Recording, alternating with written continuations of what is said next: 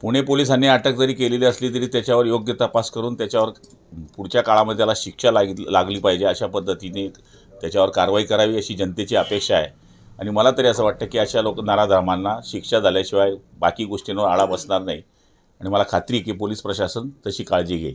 मग त्या बसमध्ये साड्या असतील, काही वापरलेले कंडोम असतील, अशा सुद्धा वस्तू आढळून आलेल्या आहेत। म्हणजे ही एकच घटना नाही तर अशा अनेक घटना घडल्या असू शकतात असं वर्तवलं जात आहे। त्याचा तपास पोलीस प्रशासन आता करणारच आहे, पण जर ही बाब एखाद्या बसमध्ये होते तर किती निंदनीय आहे याचा विचार आता सगळ्यांनी करण्याची गरज आहे। आणि मला तरी असं वाटतं की पोलीस प्रशासनाने खास करून बसेस करता सुद्धा पुढच्या काळामध्ये काळजी घेण्याची गरज आहे। जळगाव आगारामध्ये सुद्धा अनेक ठिकाणी दारूच्या बाटल्या, वापरलेले कंडोम पाहायला मिळालेले।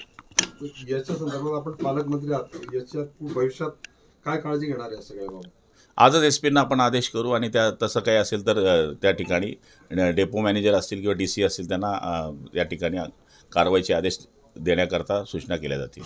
एकनाथ शिंदेंनी महाकुंभामध्ये स्थान केलं, यावर उद्धव ठाकरे म्हटलंय कितीही डुबक्या मारा मात्र गद्दारीचा शिक्का पुसला जाणार नाही।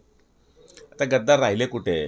तुमच्या टर्ममध्ये तुम्ही म्हणत होते की तुमच्या भरोश्यावर आम्ही निवडून येतो, तर हे खुद्दार पुन्हा निवडून आलेले आहेत, त्यामुळे आता त्यांना गद्दार म्हणण्याचा अधिकार नाही।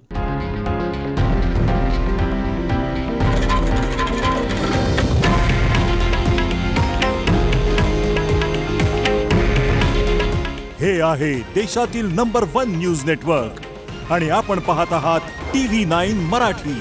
काळजी तुमची, हित महाराष्ट्राचं।